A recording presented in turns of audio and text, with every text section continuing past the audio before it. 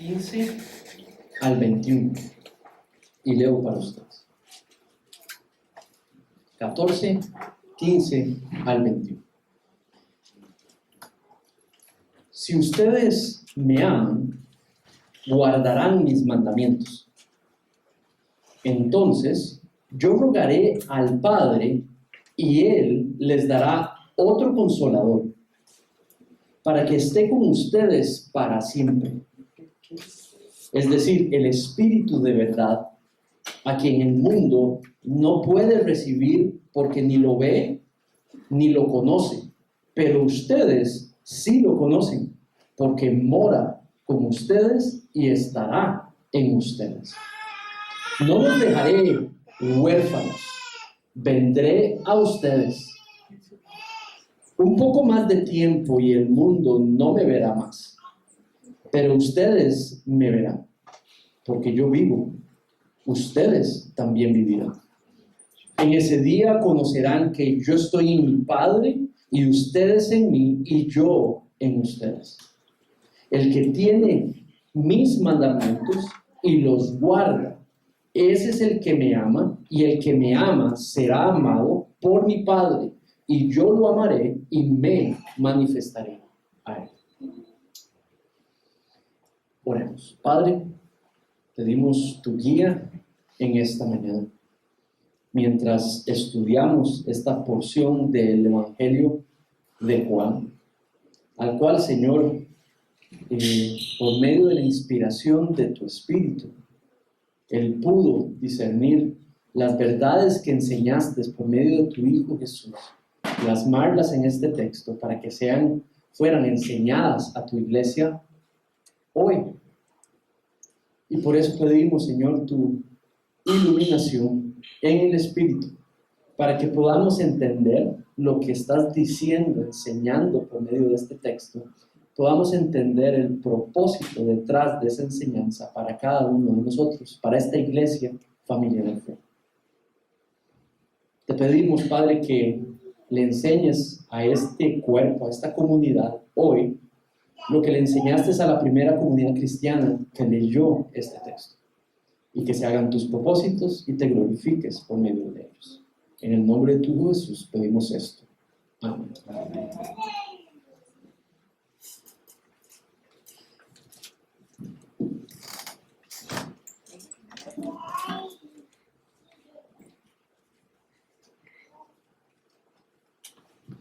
Muy bien. Hoy terminamos nuestro mes de misiones y al mismo tiempo hoy empezamos el mes de noviembre, donde vamos a estar hablando específicamente de la iglesia local, de este cuerpo, familia de fe, que es una iglesia local. Vamos a sacar teología de los textos, doctrina, para definir lo que hace la iglesia local y para qué es una iglesia local. Y tú eres miembro de esta iglesia local. Entonces, en el marco de esa enseñanza podamos ser edificados durante este mes, y creo que es una manera en la cual el Señor nos va a pastorear a cada uno de nosotros en medio de esta situación que Él ha traído a esta congregación. Así que hace unas semanas tuve la posibilidad de ir con mis hijos. De pronto nos dimos cuenta que la sección de cuerdas de la Orquesta Nacional, Sinfónica Nacional, daba en la UNA un concierto gratis. Entonces fuimos la familia y en la mañana o un día entre semana estuvimos allí. Y fue algo simple en el auditorio de la UNA, y empezaron a tocar lo que percibí, algo que no sabía yo.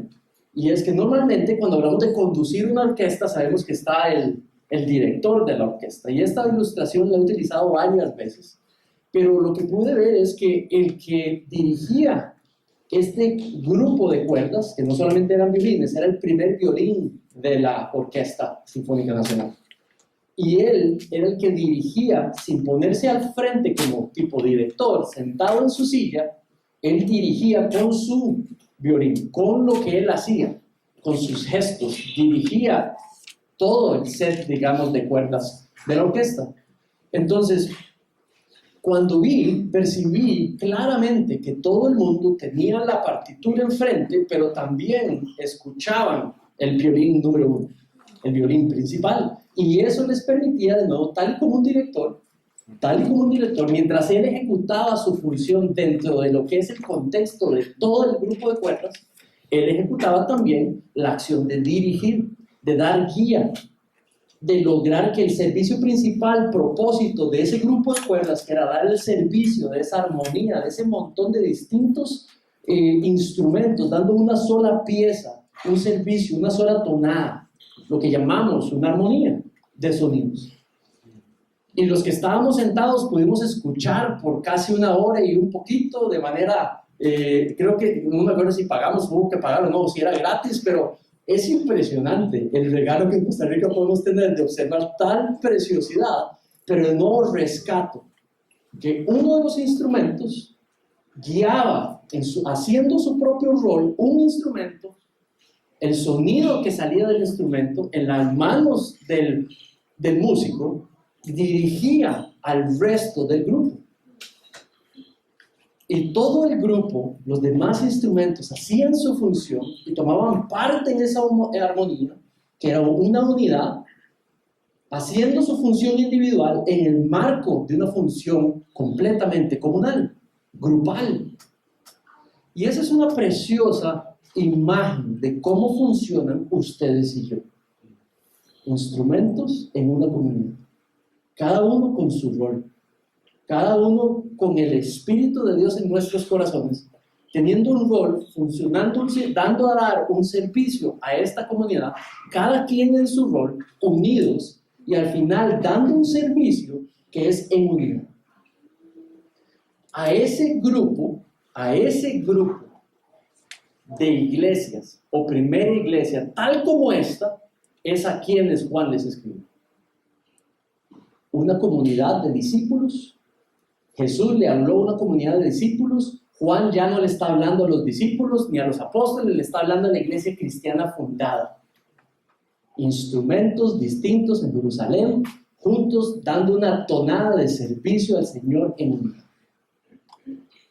Y parece que ellos necesitaban escuchar estas palabras. Y por ende, creo yo, después de evaluar un rato, en la situación de nuestra congregación, que esta congregación necesita hoy escuchar estas palabras también. Así que preste atención. Siempre uno tiene, cuando se aproxima a un texto, tiene que escarbar lo que se ha dicho anteriormente y lo que se va a decir después, para que usted no cometa el error, como yo lo he cometido a veces, de sacar un versículo fuera de su contexto. Ir a un diccionario para saber qué significa una palabra, los diccionarios no estaban escritos en ese tiempo, por más que sean hechos por eruditos. La manera de entender una sección es en el marco de su contexto, de los versículos atrás, de los capítulos atrás, del propósito de todo el libro. Así que eso que acabas de leer, no los voy a dejar huérfanos. Eso que acabas de leer necesitas entenderlo a nivel de todo el libro. Déjame decirte el propósito de todo el libro de Juan. Está en uno de los capítulos finales. Dice, el propósito de este capítulo 14 es el propósito de todo el libro. Y el propósito es que las personas crean que Cristo es Dios, el que el Señor ama a la humanidad y lo envió porque la ama. Ese es el propósito de todo el libro. Por lo tanto, cuando dicen, no los voy a dejar huérfanos, que creo que es el tema de la frase que quiere que hoy aprendamos como iglesia, es en el marco de que si no nos va a dejar huérfanos, es mientras esta iglesia es utilizada como una y en lo individual para que el mundo conozca que Cristo es Dios y que Dios amó tanto al mundo que lo envió a morir por el mundo para que el mundo no tenga que pagar por su pecado. Entonces, varios versículos importantes. Antes de decirles, si me aman, obedezcan mis mandamientos, que es el primer versículo de nuestra sección, antes de decirles eso, Él ya les había dicho que se amasen los unos a los otros de una manera, de la manera en la que Él nos amó primero. los discípulos necesitaban escuchar esas palabras de Jesús. Yo les he dicho a ustedes, Jesús a ellos, yo les he dicho a ustedes que se amen no como ustedes se quieren amar, no como ustedes creen se merecen amarse el uno al otro, no en dependencia de su conducta el uno con el otro. No, ámense como yo los he amado, les dice Jesús. Eso quiere decir independientemente de la conducta del otro. Cristo no nos ama dependiendo de su conducta de la mía.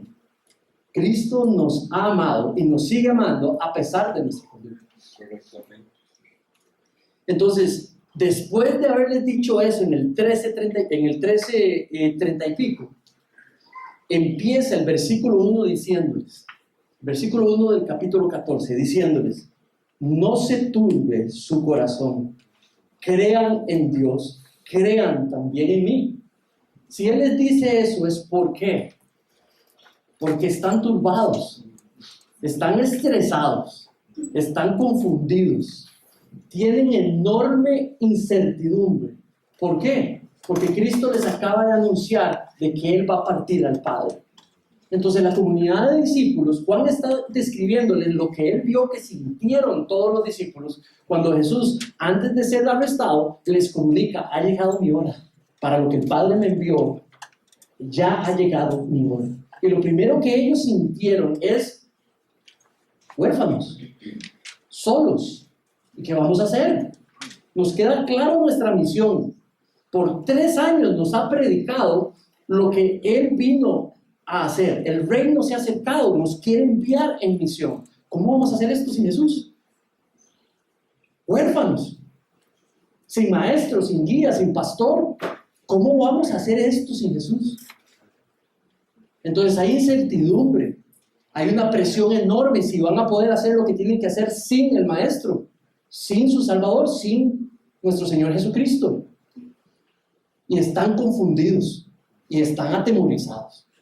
¿Cómo vamos a seguir haciendo lo que hemos venido haciendo sin Él? Y entonces el versículo 1 cae en su peso y les dice: no se turbe su corazón. Crean en Dios y crean en mí. Miren ese versículo y dime cuál es la fórmula y la solución que les da a los discípulos para que manejen su temor. Tengan fe. Sí, yo no voy a estar con ustedes, no los abandono, voy para el Padre, para hacer posible que ustedes estén en una eternidad conmigo en el Padre. Mientras tanto, tengan fe. Y dice: tengan fe en Dios el Padre y tengan fe en mí el Hijo. Entonces esos discípulos iban a quedarse sin su maestro, sin su cabeza, pero todavía con una misión y un compromiso a lograr la misión para los cuales fueron traídos a ser discípulos de Cristo. Entonces, la siguiente versículo que vale la pena antes de entrar en esta sección es el 6, en el 14, donde dice: yo soy el camino, la verdad y la vida, nadie viene al Padre sino por mí. Antes de decirles: no los voy a dejar huérfanos, antes de decirles: el que me ama, obedezca mis mandamientos, antes de decirles lo que leímos en la sección, les digo que les quede claro: yo soy la vida. Yo soy la vida. Les dijo: yo soy la verdad y yo soy el camino.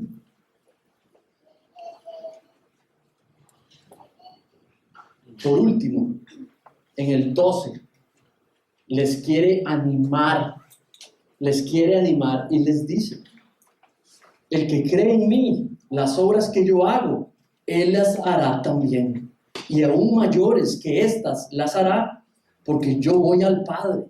Mira lo que está diciendo. Les está diciendo que va a dejarlos como comunidad, trabajando para la misión, sin su presencia física. En nuestra sección sabemos que les dicen: no los dejo huérfanos. No los dejo huérfanos. Ahora vamos a estudiar qué fue lo que dijo en la ascensión, qué quiso decir con que no los dejaba huérfanos.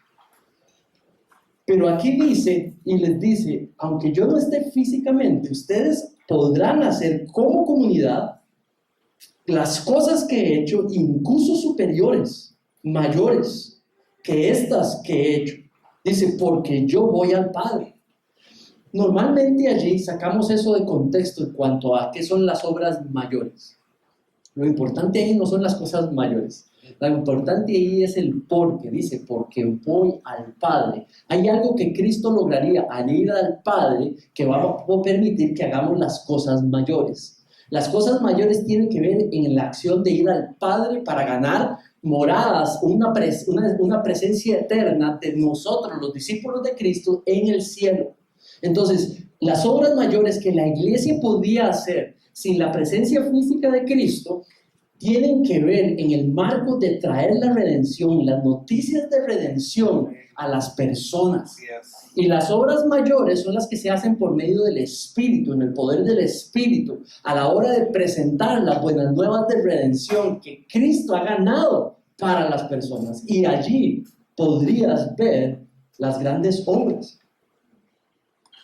Las obras de salvación individual, grupal, familiar, familias completas, el Evangelio invadiendo las naciones poderosamente, trayendo familias completas, individuos, matrimonios a los pies de Cristo para vivir para la gloria de Dios. Y en el marco de eso les dice, cosas mayores van a hacer. Y sí, yo no voy a quedarme con ustedes, no físicamente.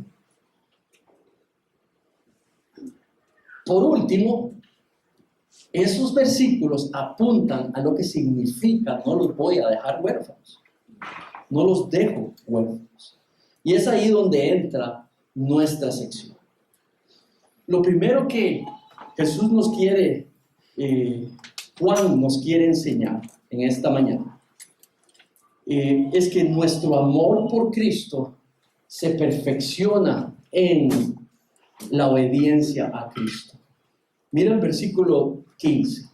Esa es la frase titular de un pequeño párrafo de versículos. Versículos 15 y al 17 están superditados, están sometidos a lo que dice el versículo 15. 16 y 17 están anclados a la idea del versículo 15. Entonces, ¿cuál es la idea del versículo 15? Que nuestro amor por Cristo se perfecciona mientras le obedecemos. El versículo dice literalmente, si ustedes me aman, guardarán mis mandamientos. Entonces ahí creo que está muy claro. El que no obedece sus mandamientos no lo ama. Puedes hacerlo al revés. El que se jacta de ser cristiano está diciendo allí, pero no obedece, no conoce, no entiende, no practica los mandamientos de Jesús, no lo ama. No quiere ese tipo de amor. No reconoce ese tipo de amor. Reconoce el tipo de amor que es consistente con una obediencia a los mandamientos de Cristo. Entonces la pregunta sería, ¿cuáles mandamientos? Y creo que para la primera audiencia que está escuchando el versículo 15, tiene que ver con el compendio completo de la Escritura, con todos aquellos mandamientos que están revelados en la palabra de Dios, pero específicamente con todos los mandamientos que Juan rescató e introdujo en el Evangelio de Juan. Especialmente todo lo que le llamó mandamiento en el Evangelio de Juan. Ahora, parece que hay un vínculo entre los discípulos verdaderos de Cristo, y en ese versículo dice que el vínculo es el amor. Lo vimos en el versículo 13:34, que decía que hay un vínculo que conecta a todos los discípulos de Cristo, y dice que el vínculo es el amor. Si no hay amor en un discípulo por otro discípulo, ese discípulo no es un creyente. Porque si hay fe en Cristo, los une el vínculo del amor. Si hay creyentes no viviendo en amor por los otros, no amando como Cristo les ha amado, pueda que no esté el vínculo del amor con Cristo y por ende no esté la salvación. Hay un vínculo entre amar a Cristo y la salvación. Y el vínculo es la obediencia a sus mandamientos. Ya aquí no está hablando de empezar la salvación, de adquirir la salvación. Ya la relación está establecida. Los creyentes que escuchan este evangelio ya han creído en Cristo, ya son salvos, ya viven en el marco de una relación con Cristo. Entonces no está hablando de que si yo amo a mi prójimo o amo a mi hermano, entonces yo me salvo. No, está hablando de que si en verdad soy salvo, yo amo a mi prójimo, yo amo a mi hermano o a mi hermana. Entonces hay un vínculo, dice, entre ustedes, los discípulos, le dice Juan a las iglesias que están leyendo los textos, hay un vínculo entre ustedes y Cristo y se llama amor. Y si eso está presente, hay un vínculo entre ustedes y los demás creyentes que se llama el amor. Si hay amor a Cristo, hay amor con los demás creyentes. Si no hay amor con los demás creyentes, adivinen qué, no hay amor por Cristo. En el marco de esa idea, les dice que el Espíritu de Dios, mientras aman a Cristo obedeciendo sus mandamientos, les dice que el Espíritu de Dios los va a acompañar. En el marco de amar a Dios, amar a Cristo obedeciendo sus mandamientos, dice que proveyó el Espíritu Santo para poder vivir en el contexto de esa acción. ¿Sí? Entonces, esto no es un pasaje dicho a un individuo. O sea, quiero ser sincero con esto. Muchas veces un error que hacemos es pensar que esto es algo que Dios me está diciendo a mí y me está enseñando a mí. Juan no se lo está enseñando al individuo cristiano, se lo está enseñando a la comunidad cristiana para que funcione unido, para que funcione en el amor de Cristo. Si la comunidad cristiana, un individuo o grupal, no muestra el amor a Cristo, no obedece los mandamientos de Cristo, como iglesia, comunidad, si hay algunos que andan simplemente viviendo individualmente en contra de la unidad de Cristo, está hablando ese grupo, está hablando corporalmente a las iglesias, comunidad. Entonces aquí no es tanto lo que Dios me está enseñando, aquí es lo que Dios le está enseñando a la iglesia, familia de fe, en cada uno de sus miembros, mientras viven juntos. Entonces la enseñanza es que si cada miembro de familia de fe, si la iglesia familia de fe ama a Cristo, obedece. La iglesia, la comunidad de discípulos aquí, obedece sus mandamientos. Y entonces expande lo que ha dado para poder vivir así. Y dice el versículo 16, entonces yo rogaré al Padre y Él les dará otro consolador para que esté con ustedes para siempre. ¿Sabes? Cuando dice entonces yo rogaré al Padre, esta es una petición del Hijo al Padre. Dice para que les dé otro consolador. Allí hay otro error que creo que mucha gente se pierde, genera sermones completos porque dice consolador y hace un sermón completo sobre la palabra de este versículo y dice un montón de cosas sobre lo que significa consolador. Algunas de sus versiones dice abogado, dice terapeuta, dice consejero, dice abogado defensor y de verdad hay sermones completos dedicados a esa palabra. Yo no haría eso porque entonces sería hacer un sermón sobre lo que dijo el autor del diccionario que acudieron. Y eso no sería predicar la palabra de Dios. Hay que predicar toda la sección. Ahí lo importante no es qué significa consolador. La única manera de entender lo revelado sobre qué significa consolador, o la palabra que ustedes tienen traducida, es con lo que está diciendo en el mismo capítulo. Y creo que la manera clave de entender lo que significa es la palabrita que está antes, dice otro. Eso está inspirado. Eso es la fuente del que puso esa palabrita chiquita. Otro es lo que define lo que es un consolador. Otro consolador quiere decir que ya tenían uno. Si hay otro, quiere decir que ya tenían uno. ¿Y quién era ese uno? Jesús. ¿Y qué es lo que va a venir? Otro como Jesús, del mismo tipo, de la misma calidad, con la misma información, con el mismo tipo de compañía, con el mismo tipo de servicio que les esté dando, con el mismo poder, con la misma autoridad. ¿Tiene sentido? Eso es lo que importa en ese texto. Otro del mismo tipo que Jesús. Y está hablando del Espíritu de Dios. Y está hablando del Espíritu Santo. En el capítulo 13 les ha dicho, yo voy al Padre para hacer un lugar para todos ustedes. Y aquí está diciendo, no los dejo huérfanos. Yo les envío otro como yo. No los dejo sin cabeza, no les envío la cabeza. Una cabeza, para que este cuerpo que se llama la iglesia tenga cabeza. Se llama el Espíritu de Dios. El versículo dice, para que usted, dice, con propósito lo envía. Y dice, para que esté con ustedes para siempre. Dice, cuando dice para que esté, el verbo estar, habla que el propósito es para que la iglesia tenga la presencia de Dios en el seno de ella. No está hablando de nuevo en el individuo, aunque sí el individuo por medio de la fe, el Espíritu de Dios viene a morar al corazón de las personas. Sí, pero aquí está hablando en el seno de la iglesia, unida, reunida. Dice que el propósito es poder gozar de la presencia de Dios, de la presencia del Espíritu de Dios en el seno de la iglesia, mientras vive por amor a Cristo obedeciendo sus mandamientos. ¿Tiene sentido?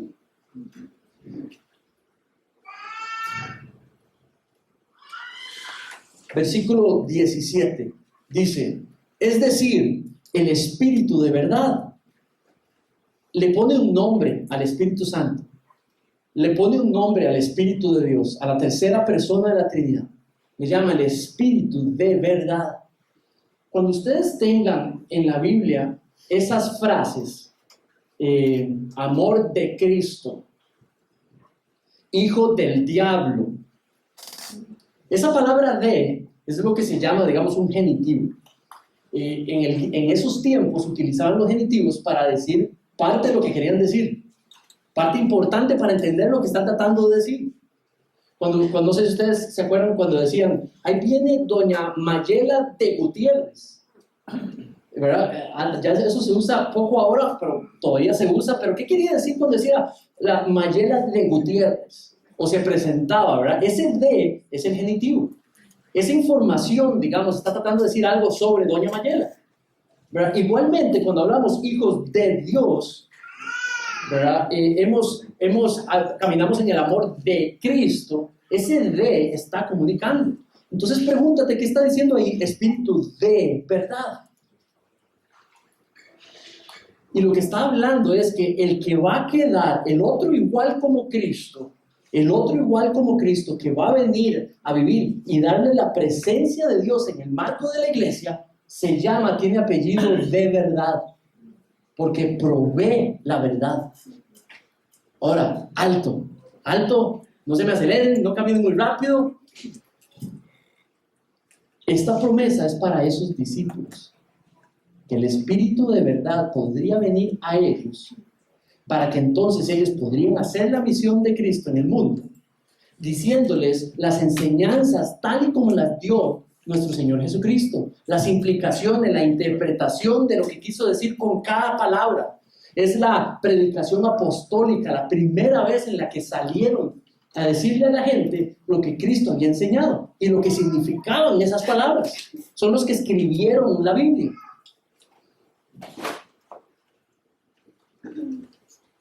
El Espíritu de verdad ya habló.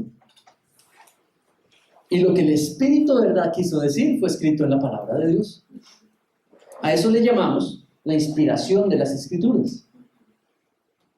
Usted y yo obtenemos la verdad del Espíritu por medio del texto. Porque ya fue descrito de manera perfecta, entendido de manera perfecta y fue escrito en palabra. Y lo que usted y yo hacemos es extraer la verdad que el Espíritu dio y, por medio de la iluminación del Espíritu, ponerla en práctica. Aquí no está diciendo que los cristianos salen por la vida sin Biblia, solamente a escuchar lo que el Espíritu les diga, porque solo eso es necesario, porque es el Espíritu de verdad y Él me dice a mí lo que es la verdad y no necesito la Biblia, no necesito de usted, no necesito pastor, no necesito iglesia, porque yo tengo el Espíritu de verdad. Eso es una barbaridad. Y está por todo lado en Costa Rica. Está por todo lado en Costa Rica. Y eso no está enseñado allí. Eso fue lo que Dios proveyó a la primera iglesia para poder escribir la escritura, el Espíritu de verdad, para que pudieran saber lo que era verdad de lo que Cristo había enseñado y pudieran registrar la escritura. Entonces, ¿cuál es la aplicación de esto para usted y para mí? Que la verdad fue revelada ya, y la tenemos en el texto. Y ahora tenemos el Espíritu Santo que nos permite, por medio de la iluminación del Espíritu Santo, extraer la interpretación mejor de lo que está en el texto. Pero ninguno de nosotros somos Biblias caminantes. Necesitamos el texto para entender la verdad de Dios. Entonces, de nuevo, las comunidades tienen la presencia del Espíritu de verdad y tienen la palabra de Dios para saber qué hacer. No dependen de un solo miembro de la iglesia. No dependen del pastor. No dependen del fundador. No dependen de nadie, porque solo Cristo es la cabeza. Ellas tienen la verdad de Dios para poder guiarse. Si el Señor se lleva a alguien, es reemplazado por el resto, tal y como la orquesta. Si ese violín número 1 falta, ahí está el violín número 2. Si en ese grupo de cuerdas falta el violín número 1, para eso se eligió al violín número 2. Y para eso está el violín número 3, y para eso está el violín número 4. Es toda una estructura. Para que cuando falte el violín número 1, que es simplemente un instrumento más en la orquesta, el resto de la orquesta sigue funcionando porque no han perdido su cabeza.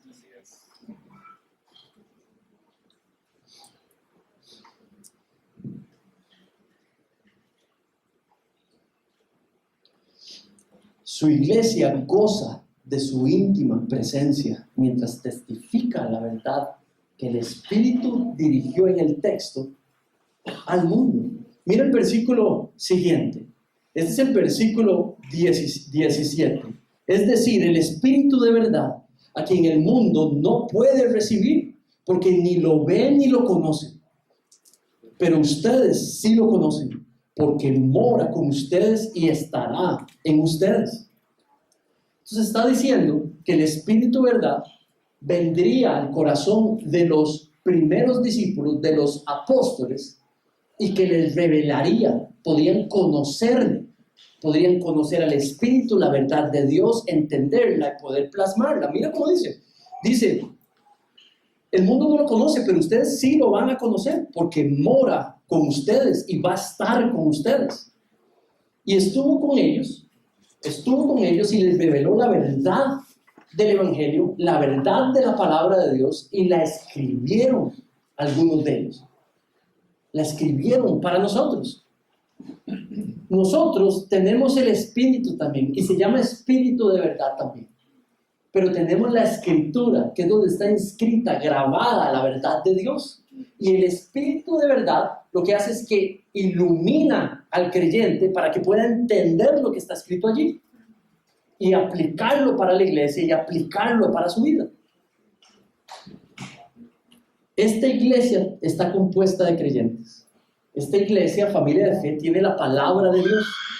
Esta iglesia tiene la capacidad de entender la verdad de Dios, saber para dónde ir, saber cómo actuar, saber qué enseñar, saber qué aprender, saber cómo hacer todo lo que se necesita hacer en una iglesia local, porque tiene el Espíritu de Dios presente entre ella y porque tiene la palabra de Dios.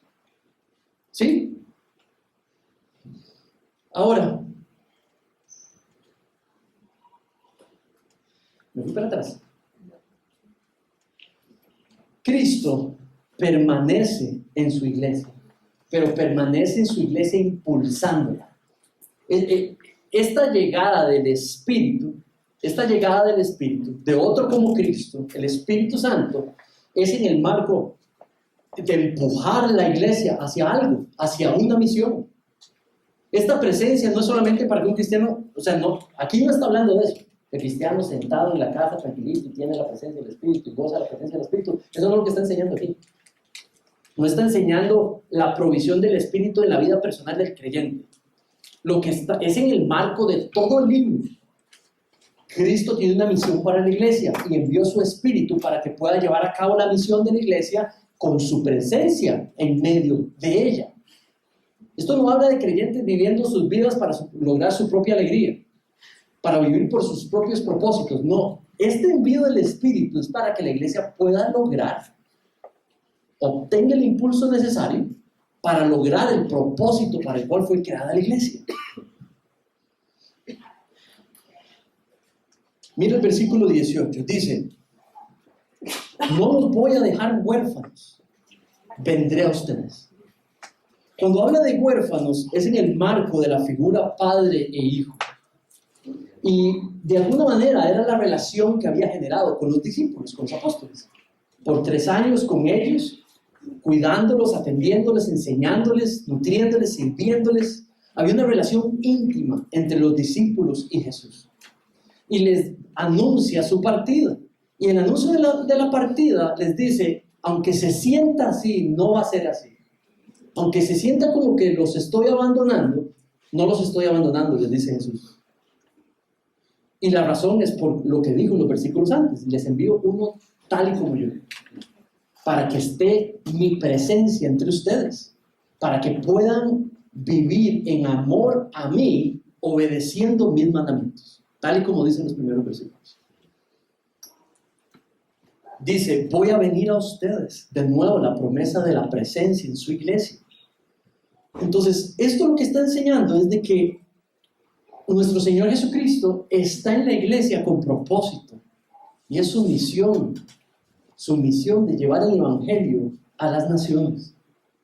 Es para que la iglesia pueda vivir fielmente a Cristo en todas sus áreas, en las personales y en las comunales, en las grupales, pero también para que viva proclamando la verdad de Cristo a las naciones, a todo el mundo, alrededor de nosotros, en nuestros barrios, en nuestros trabajos, en nuestras familias, en nuestras actividades. Proclamemos a Cristo. Su presencia tenía propósito. Entonces, versículo 19 expande esta verdad. Dice: un poco más de tiempo y el mundo no me verá, pero ustedes me verán, porque yo vivo, ustedes también vivirán. ¿Saben? Si hemos recibido vida en ese versículo, es para testificar sobre esa vida. Si hay vida nueva, si hay esperanza nueva, es para que esa esperanza y esa vida se vuelva visible para las personas. Esa transformación que hace el evangelio es para ser observada. Si las personas no están pudiendo observar transformación en nuestras vidas, entonces no se está logrando el propósito para el cual envió su presencia. Nuestro compromiso a lo individual con Dios, si lo amamos, es asegurarnos que nos esté transformando, que nos está cambiando, que ya no somos el mismo del día de ayer. Porque es la manera, mientras vivimos unidos, mientras vivimos en unidad y en amor a Cristo, obedeciendo sus mandamientos, se vuelve visible lo que el poder del evangelio hace cuando está presente. ¿De qué sirve un creyente? ¿De qué sirve un creyente salvo que no testifica nada? Que no testifica transformación. ¿De qué sirve? Y ya tiene la respuesta para absolutamente nada. Y eso no es real. ¿Cómo que eso no es real?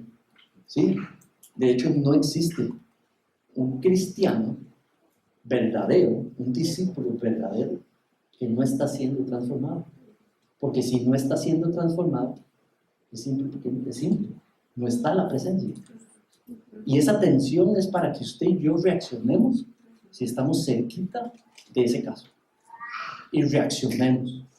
Y nos dé temor, porque la muestra de su presencia son los frutos en nuestra vida. Y esto no es para, ¿verdad? Sino es una verdad. Y esto está real. Y es la atención que le ponen los creyentes. Saben, Él quiere que vivamos unidos por amor a Cristo, obedeciendo sus mandamientos. Nos dio vida para testificar tal vida nueva, en unidad y por amor a Él. También en el 20, mira lo que dice, en ese día conocerán que yo estoy en mi Padre, y ustedes en mí, y yo en ustedes. Está hablando de esa presencia de nuevo. No solamente cuando estamos juntos como iglesia, pero también en lo individual. Pero se muestra esa unidad cuando estamos juntos, porque se ve el amor de Cristo, el obedecimiento de los mandamientos. La iglesia obedece a Cristo mientras vive el amor del Padre y del Hijo. Mira el versículo 21. Y con esto cierro. El que tiene mis mandamientos los guarda. Cuando dice tiene, quiere decir, no es que se compró una Biblia. Cuando dice tiene mandamientos es porque los entiende. Sabe cuáles son y sabe que debe de obedecerlos y quiere obedecerlos. No es que es perfecta obedeciéndolos, porque no hay ninguno, pero está en lucha por tratar de obedecerlos, de conocerlos, de entenderlos y de ponerlos en la práctica. Mientras el Padre y el Hijo se dan a conocer a los discípulos de Cristo, los discípulos de Cristo obedecen sus mandamientos. Esto presenta en el versículo 21 un resultado de alguien que está queriendo, está con todo el deseo, por amor a Cristo, de obedecer sus mandamientos. Y dice que el Padre se le da a conocer.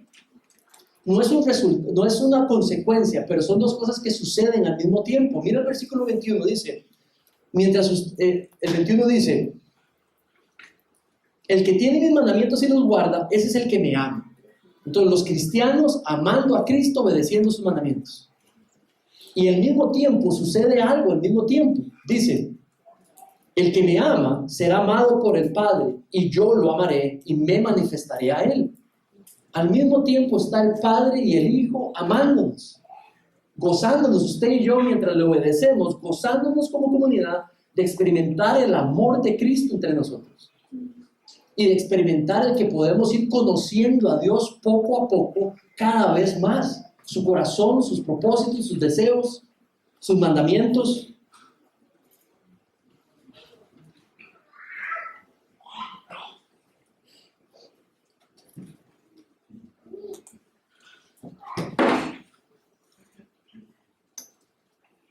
Después de estas palabras, en el capítulo 16, si quieres ir allí, al capítulo 16, después del 14, 15, 16, versículos 22 y 24. Después de decirles, no los dejo huérfanos, vendré a ustedes. Les está diciendo, ustedes no se quedan sin cabeza, ustedes son un cuerpo.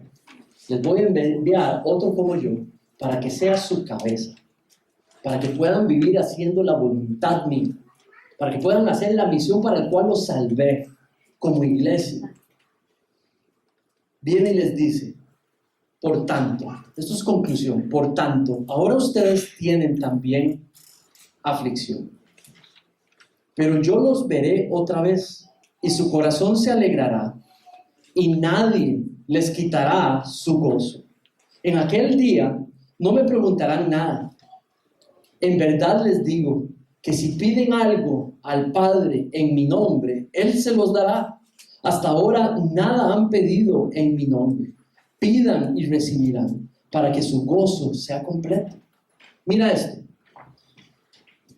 Jesús le dijo a los discípulos, no los dejo huérfanos. Yo les envío mi presencia entre ustedes por medio de otro igual que yo. Su Espíritu. De hecho, en algunos lugares se llama el Espíritu de Cristo. Y les dice, mientras ustedes hacen para lo cual los salvé, la misión de proclamarme a las naciones por el poder del Espíritu Santo, lo que ustedes necesiten en el marco de vivir para ese propósito, yo se los voy a proveer. Nada más pidan. Suave, no lo saque de contexto. No está diciendo que lo que usted quiera se lo va a dar. De nuevo, es en el marco de todo el libro.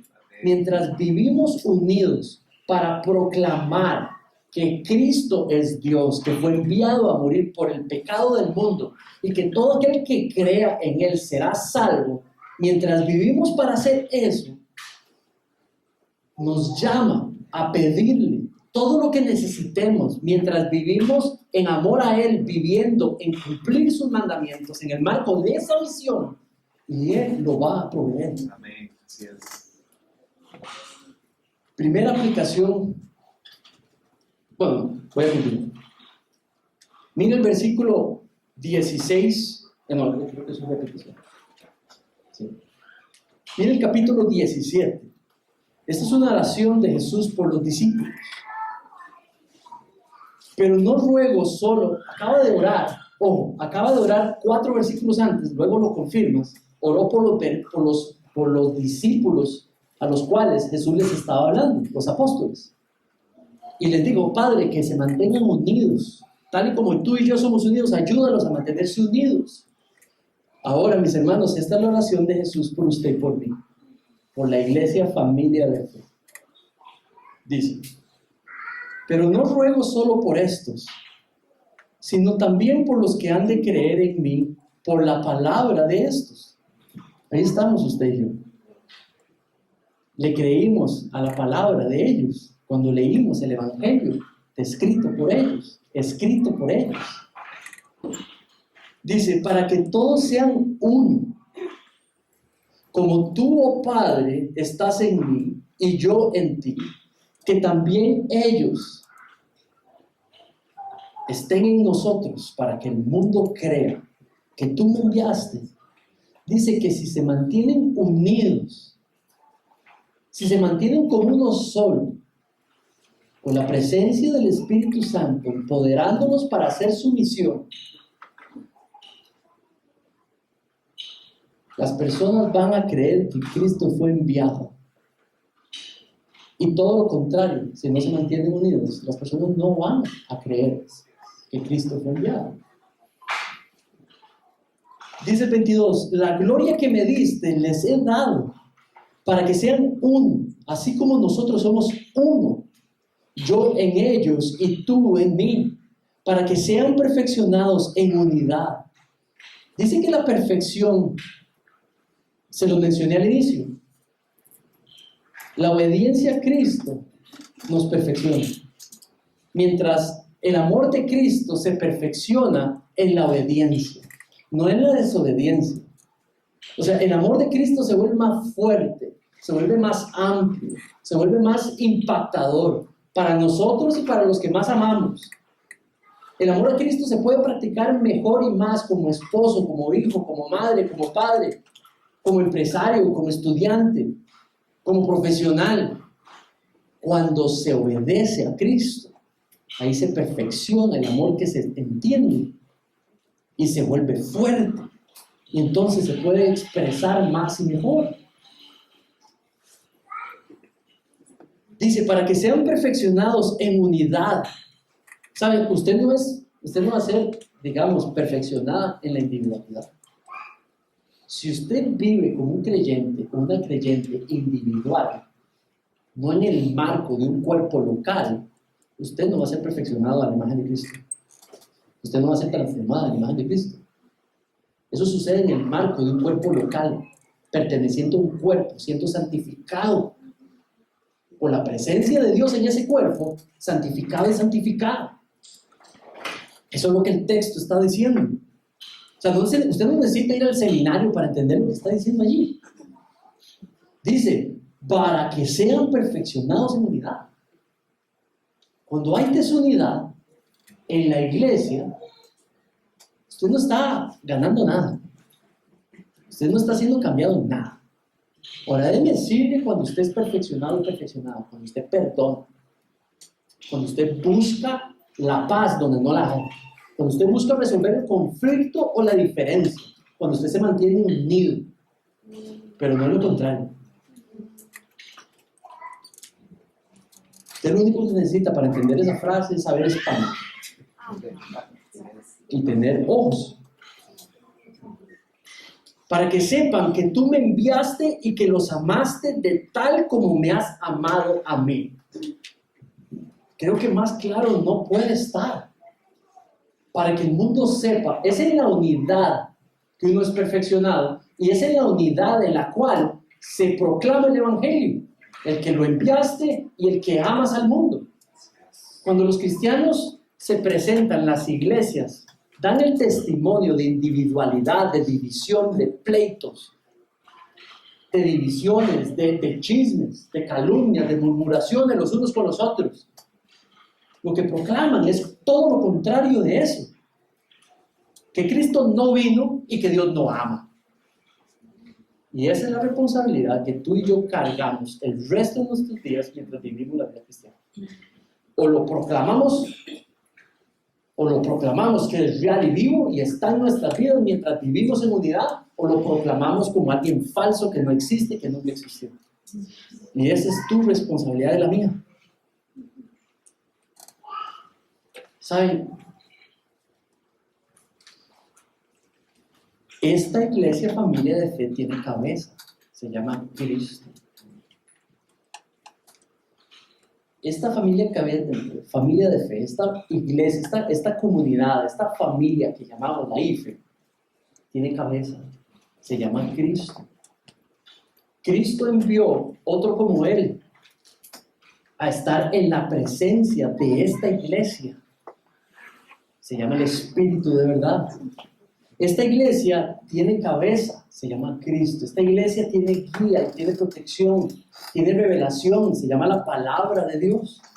Esta iglesia tiene violines. Esta iglesia tiene también fajos o tiene liras, tiene distintos instrumentos. Esta iglesia va a nombrar 6 violines el próximo 20. Tiene un violín principal que sí plantó la iglesia. Y va a nombrar 6 más para que 7 violines dirijan la orquesta.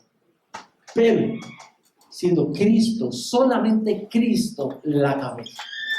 ¿Cuándo se cae una iglesia? Cuando Cristo ya no es la cabeza. No cuando el violín número 1 sale de la congregación.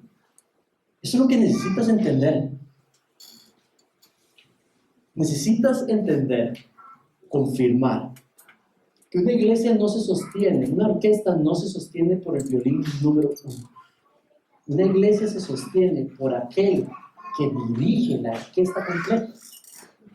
Y quien la dirige y es cabeza, y es presencia, y es santificador, y es empoderador, es solo Cristo.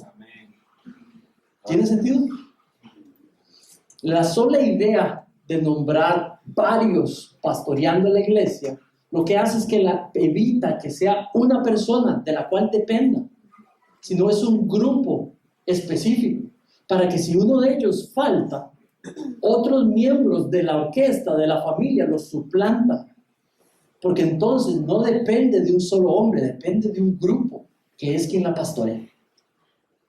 Y así es como se refleja Cristo. ¿Saben? Esa foto que está allí fueron los primeros bautizos de familia de fe. Pocos de ustedes estuvieron ahí presentes. ¿Saben? Cuando usted planta una iglesia y a usted le llegan 5 personas y por 6 y 7 meses le llegan solo 5 personas, solamente hay algo que lo sostiene a uno a seguir trabajando y sirviendo. Y usted hace todo, invierte sus ahorros, invierte todo lo que uno tiene del Señor. Dejen de darle la experiencia. Cuando usted después de 6, 8 meses alquila un lugar como estos, utilizando el dinero que algunos llamarían familiar para hacer posible que personas vengan, y después de 8, un año, siguen llegando 5 personas, donde 4 son la familia del pastor. No les estoy mintiendo. La otra era mi mamá. Luego se vino mi tía. Luego mi tía dejó de venir por necesidad, por enfermedad. Luego llegaron otras personas. Y luego se iban. Y luego venían otras. Y luego se iban. Y luego venían más. Hubo un día que tuvimos que salir del primer lugar. De hecho, en esa fecha, tuvimos que salir de alquilar. El lugar más barato era un lugar de un hotel, con capacidad para 60 personas. Durante casi un año vinieron las mismas 15 personas. Ahora, les voy a decir cosas que no faltaron nunca. Uno, guía. Guía, qué hacer, qué enseñar, cómo hacer iglesia, cómo estructurarla, cómo administrarla, cómo ayudar a la gente en sus necesidades. Aquí está la fuente de los problemas del ser humano y también las soluciones. Está la guía para hacer todo lo que se necesita hacer en una iglesia que es importante. Yo siempre tenía eso. Número 2, lo más importante, ese grupo tenía cabeza. Y yo tengo cabeza. Yo tengo dueño. Y lo que el Señor pedía es que me quedase ahí hasta que Él me moviera. Por 5 años hemos estado con Cristo como nuestra cabeza. Y los resultados y la forma de la iglesia nunca cambió el hecho que Cristo es nuestra cabeza y nos dijo, usted se queda allí hasta que yo le diga. Lo que ustedes ven es simplemente el resultado. Lo que tenemos hoy cuando vemos esto dirigiéndonos en adoración por la gracia de Dios es el resultado de amar a Cristo obedeciendo sus mandamientos. Amando a Cristo obedeciendo sus mandamientos. Es el resultado de que Cristo ha sido siempre la cabeza. Y porque se fuera la gente o no le gustase la gente, eso no iba a mover nada. Excepto hacer la voluntad de Dios. Mis hermanos, tal y como Pablo se los dijo al resto de algunas iglesias completas, sean imitadores de mí. Igualmente, les digo con humildad y para la gloria de Dios, sean imitadores de nosotros. Usted manténgase como Cristo, como su cabeza. No Manrique. Nuestra partida de familia de fe, en alrededor de un año, no deja a familia de fe sin cabeza. Esta iglesia tiene cabeza, la ha tenido desde el día 1 y la va a tener siempre. Amén. Lo que Dios hizo es agarrar al primer violín y llevárselo para otro lugar, porque Él considera que es necesario. Pero ya hay violín número 2 y hay violín como 20. Viendo la reacción de cada uno de ustedes a presentarse para servir a este cuerpo, instruirse si es necesario, para que este cuerpo siga siendo la misión de Cristo. Eso es la voluntad de Dios y eso es lo revelado y eso es lo que vimos hacer la iglesia una y otra vez en el libro de los Hechos.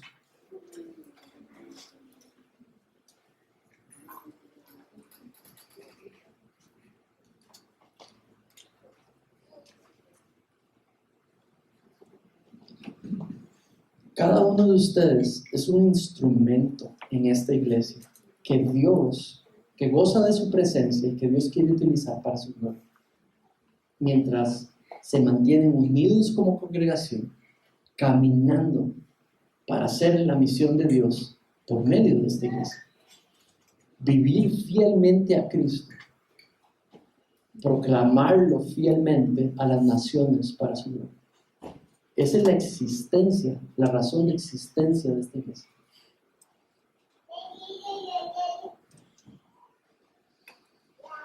Vamos a ver. Padre,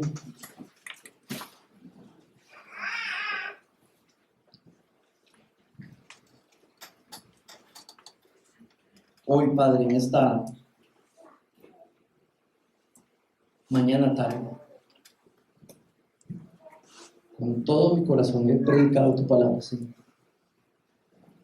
En mi humanidad la he predicado, pero al mismo tiempo, Señor, sabiendo que lo que es verdad, de lo expuesto, de lo enseñado, Señor, tomarás a tus hijos y calarás con esa verdad.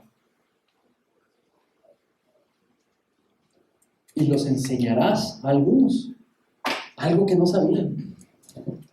A otros también los confrontarás, a otros con tu palabra, los exhortarás, a otros, Señor, los instruirás a cómo caminar de ahora en adelante, a otros, Padre, les mostrarás, Señor, tu voluntad para con ellos, pero a todos, Señor, por medio de este texto, los equiparás para toda buena obra en medio de esta congregación.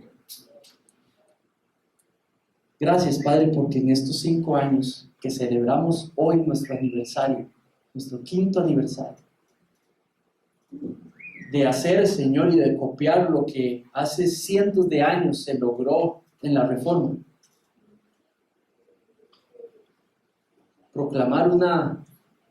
Usar un grupo de evangélicos, aquellos que hemos entendido y aceptado el Evangelio de Cristo, que vivimos por medio de Él, para proclamar el nombre de tu Hijo. 5 años de hacer eso por tu gracia, para tu gloria, y te damos gracias por él. Padre, te pido por cada uno de ellos, te ruego, Señor, por cada uno de ellos, para que se mantengan unidos, Señor.